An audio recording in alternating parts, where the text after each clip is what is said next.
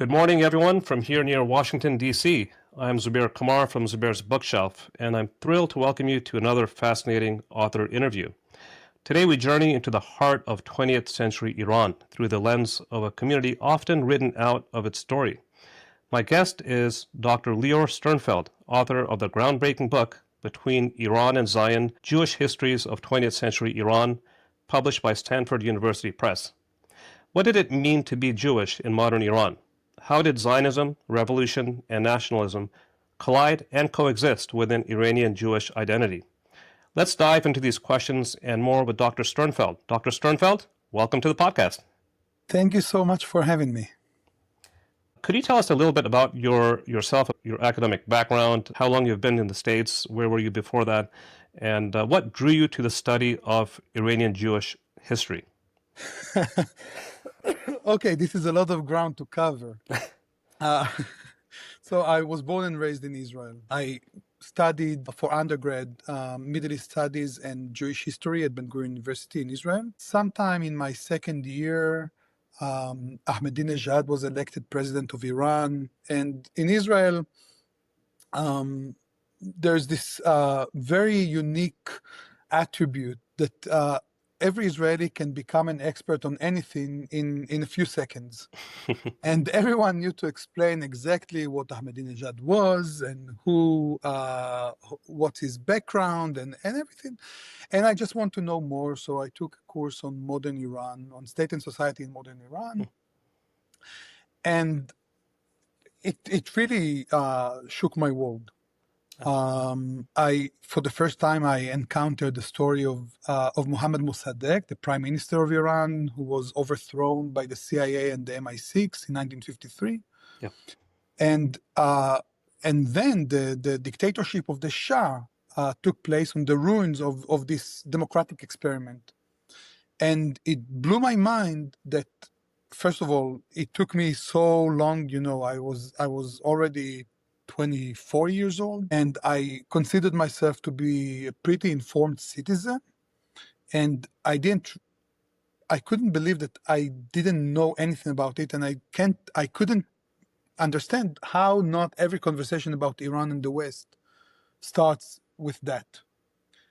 And then I decided to, delve deeper into Iranian history, and I took more classes and Persian language training. Well, And I got my master's at Ben-Gurion University, working on Mossadegh from a regional perspective.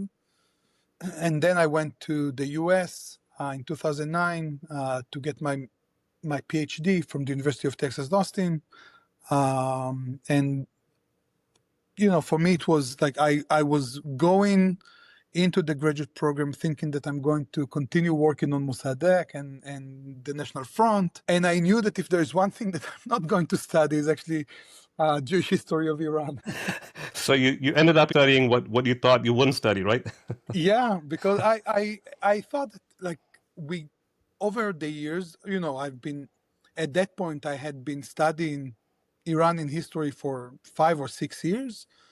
And every time that we were assigned something about Iranian Jewish history in the 20th century, it was like so not interesting. It was dated. And I thought, if there's nothing else to, we were literally assigned text from the 1960s. And I thought, if there's nothing newer from 1960s, maybe there's nothing to study there. So only towards the end of my coursework in graduate school, I decided to just get it out of the system and write something about Iranian Jews. I see. Wow, that's fascinating. So you're teaching right now, right? You're teaching in Pennsylvania, or? Yeah, at Penn State University. Penn State University, great. And how long have you been teaching? I just finished my 10th year at Penn State. Oh, congratulations! That's a long time. So that's great. And so here's a question: Do you consider yourself a revisionist historian of Iranian Jewish studies? I don't know. I consider myself a historian. I don't know if a revisionist. There was in the field of Iranian Jewish history, there's not so much of a orthodoxy to to revise. Like it's not that there was an established field of Iranian Jewish history, especially in the 20th century, against which I had to start a rebellion. There was literally next to nothing in terms, like there were various articles and edited volumes and oral histories, but there were no monographs of Iranian Jewish history in the 20th century. I see, I see. And I think that's a good place to ask you the question. Can you give us a short summary of your book? What were the main questions you were trying to answer in your book, and why did you think those questions were important? So the questions that I think that the main question was what was going on with Iranian Jews in the 20th century. How did they experience the profound transformations of the Iranian society in the second half of the 20th century? And I think that it's always interesting to look at the minority communities because they have much more to lose from uh, from instability, from revolutionary events, they are much more sensitive to changes. And I wanted to see how they experience the nation building project of the 20th century. Great. And you had mentioned in your book the lachrymose historiographical tradition. And I'm just wondering if you can kindly explain more what that means and unpack that for us. How would the lachrymose tradition of historiography differ from your approach or the approach of other historians?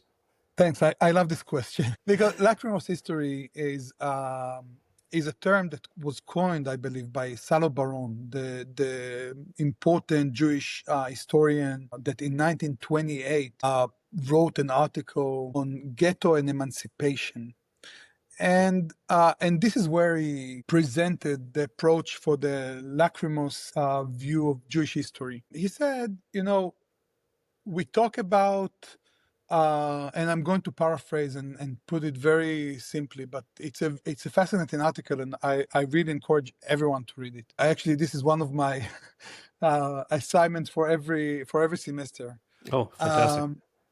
So he said that the narrative goes that the French Revolution, for example, for the first time gave citizenship status to French Jews, which is true, right? Right. But what do we miss here when you present it like this? Only French Jews got citizenship after the French Revolution? Actually, all the French citizens became citizens after the French Revolution. So we miss by looking at the Jewish experience as an isolated experience, we tend to miss connections to the broader community and to broader contexts of social developments. Emancipation was one of those concepts, right? That Right. Jews experienced many things as a community, but also they experienced the being outcast in the society in some periods. They experienced the Enlightenment in different ways. But we always have to remember that they were part of society and they were not isolated and didn't experience it in isolation from society. And when I read Jewish Iranian history, mostly on 20th century, but also on the 19th and earlier centuries, you get the idea that Jewish history in Iran was one pogrom after the other, some breaks between them, but Yep. there was no attempt to view Iranian Jews as part of the Iranian society. And so very little contact with the majority society in a constructive way, very little contact with other minorities. It leads you to the conclusion that the only possible redemption for Iranian Jews was Zionism, that eventually came in the second half of the 20th century and Zionism liberated Iranian Jews. And this is the lacrimose view, right? It views Jews in isolation, untouched by broader social developments, and my idea, and I must say that what gave me the inspiration was a book that was written by Daniel Tzadik in 2007, and it was on Iranian Jews in the 19th century. And in that book, Daniel Tzadik viewed Iranian Jewish history from the perspective of the Iranian society. I see. And I thought that if he could do it for the 19th century, I should do it for the 20th century. Okay, got it. But basically, in short, we should not limit the perspective just from a Jewish point of view or Zionist point of view or Israeli point of view, but because they are part and parcel of Iranian society, right? Absolutely, yeah. Got it. And on that note, can you just give us maybe an example or two of how Iranians were actively involved in Iranian society and how that differs from the lacrimose view? I mean, would you say that the lacrimose view is more a view of like victimhood rather than active participation in the society? This is one way to look at it, but it's also just seeing the Jewish community as you know, as non-active, with no agency, no participation in the civil life. Just waiting for something to happen to them. And you're asking where I saw it. So, for example, one of the major questions that I try to unpack in my book is the question of political activism. Because Jewish political activism in Iran was written off. There was no attention given to Jewish political activism in the after 1941, for example, and some of it is because of, I would say, tendency to view Jews as not politically active, especially in the Muslim world. Or ignoring it, but sometimes it's also from very mundane reasons that, for example, they didn't have Jewish names per se. So people who worked on political parties saw the names of the Jews, but they didn't know that they were Jewish because they had names like any other Iranian of the time. You couldn't tell by the name that they are Jewish. So it worked to minimize the coverage of the Jewish perspective. So, in 1941, for example, Reza Shah was deposed by the Anglo-Soviet occupation during World War II. Right. And Mohammad Reza Pahlavi becomes the king. And one of the first things that were done after this change was that because of the occupation, and it's something that is counterintuitive in many ways, but the political sphere became much more free, much more open than it was.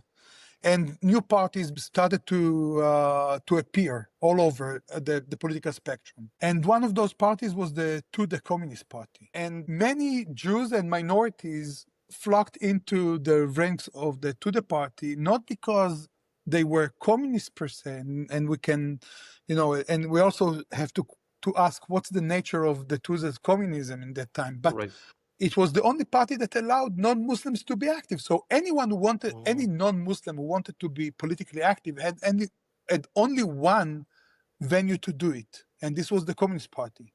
Got it. So it's one way to explain, also why do we not see it in the lacrimose history, but also why we didn't see it in when you look at it from the broader perspective, you understand that you need to read it in the context of the time.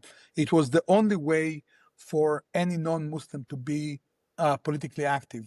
And how many Jews lived in Iran before the revolution in 1979? Were there about 100,000 Jews? We're talking about 80 to 100,000 Jews in 1979. And what were the effects of the 1979 revolution? I'm just curious what you found in your research about how Jews dealt with the revolution, and did some of them even support the revolution? This is, I think, one of the most fascinating discoveries that I made in my book, was that there was a major generational gap between the younger generation that the older generation that considered itself to be more establishment and identified with the Shah's regime and with Zionism and Israel, and the younger generation that already came of age in the period of this rapid upward mobility of the Jews, the massive integration into the Iranian society. And in the 1970s, their concerns were not different from their non-Jewish Iranian friends. The generational concerns were about freedom, about civil rights. It was about censorship.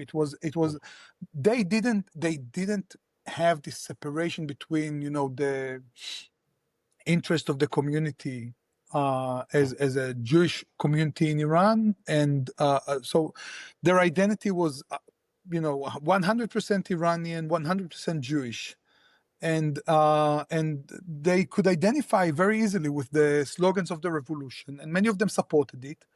And in fact, in March 1978, there were elections to the leadership of the community, and a revolutionary movement in the Jewish community won the election. So 9 months before the Shah left Iran, the Jewish community already voted for a revolutionary council. Oh, interesting.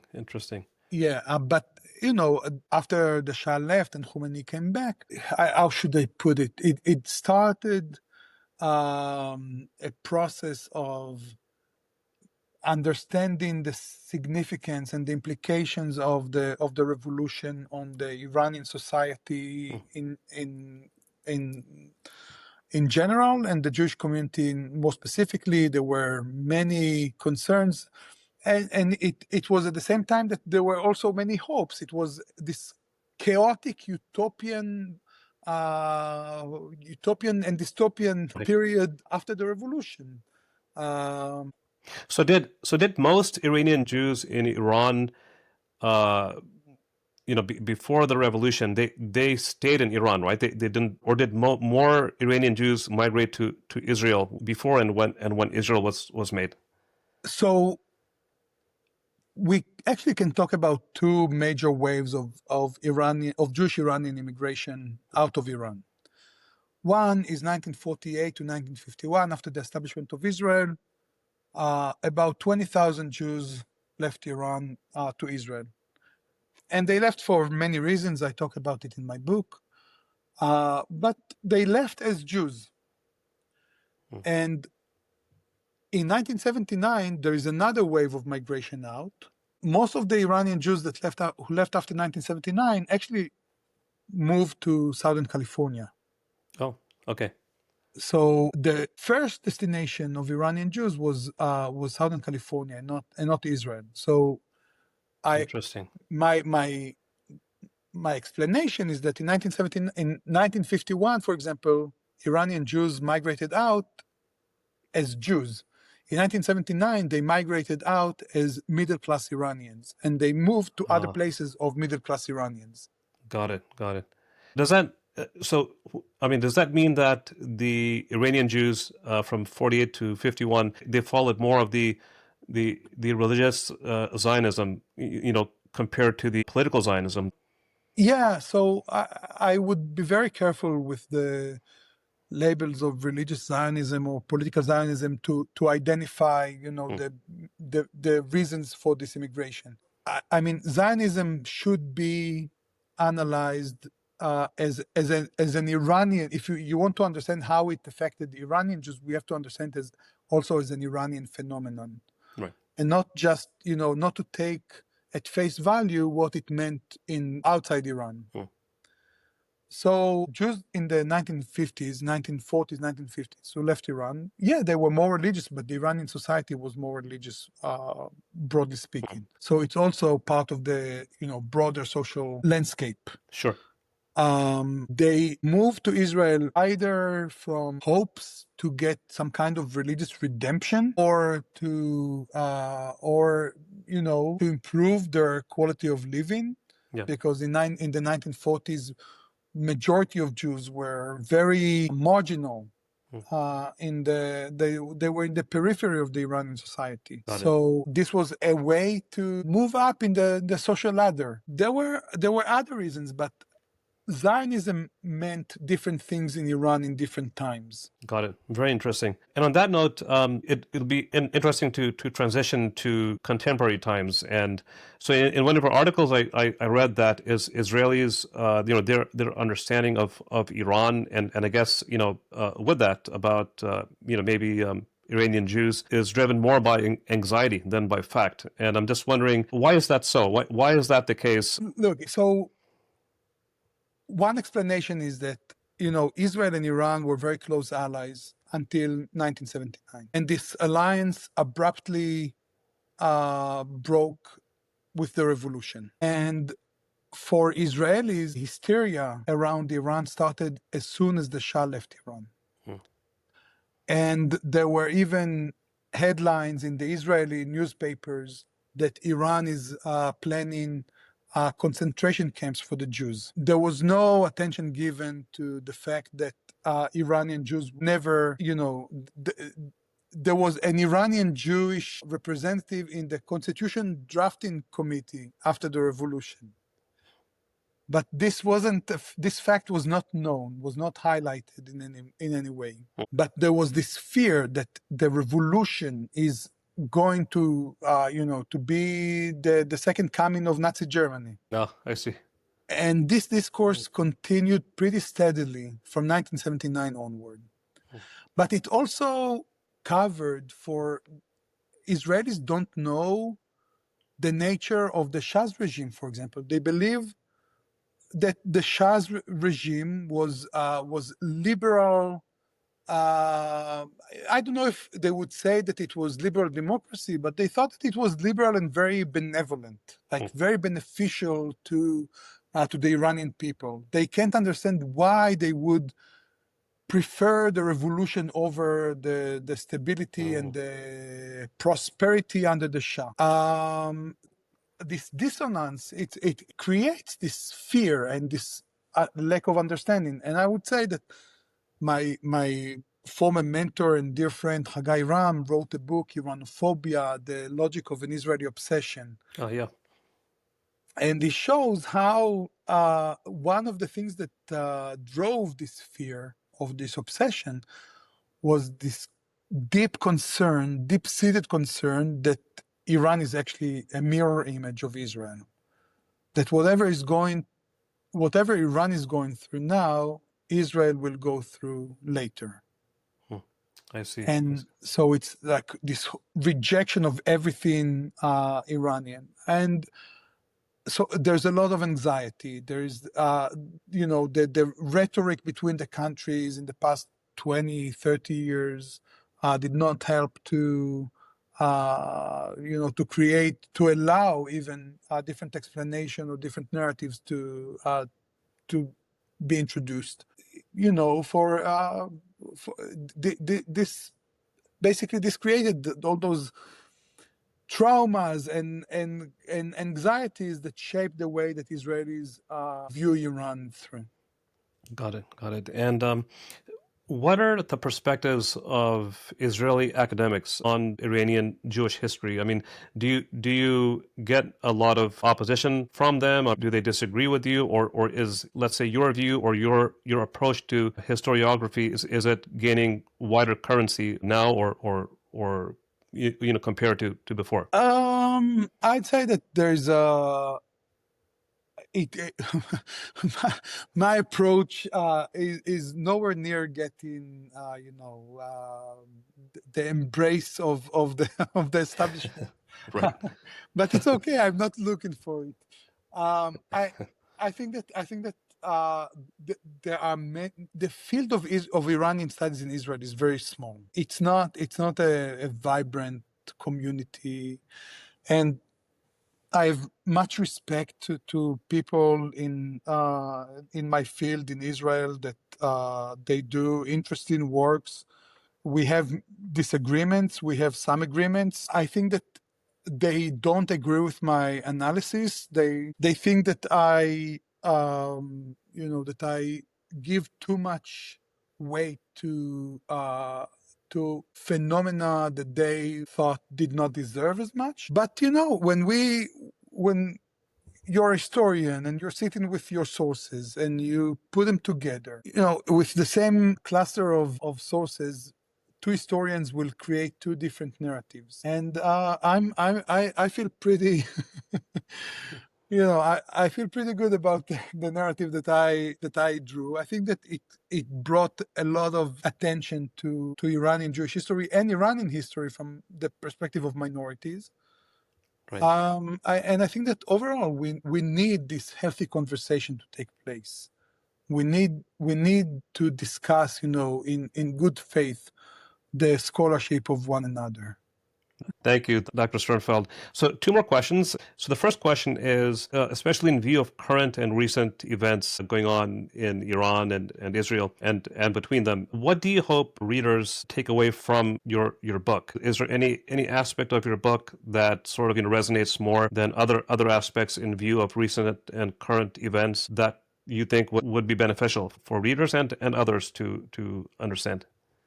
I think that the one thing that look, my book was published 6 years ago, and it kind of, in terms of academia, it's like ancient history, and and my book got renewed interest because of the war, and I think that what resonates now with people is the understanding of the strength and the complexity of the Iranian identity and the Iranian society. Because one recurring theme in the studio's conversations was that, the result is that the Iranian society might just, break apart, and all those minorities will develop their own inspiration for independence or some kind of autonomy or whatever. And the other side would be that the Iranian society will just turn against, instantaneously turn against the regime and will start a new revolution. And I think that my book shows that Iranian identity runs very deep into the identity of all the Iranian people, including the Iranian minorities. Like, for them, it's more than just, the passport that you carry. It's about connection to the soil, to the language, to the everything Iranian, and it cannot be replaced by sectarian identity that easily. And second, because of that strength, because of this identity complex, I think that it's clearer now that an attack from outside is more likely to unite the people behind the government than it is to undo the Iranian society. And a final question for this podcast is, what are you working on these days? Are you working on a new book or any new project that you're working on by yourself or with others? I'm working on several projects right now.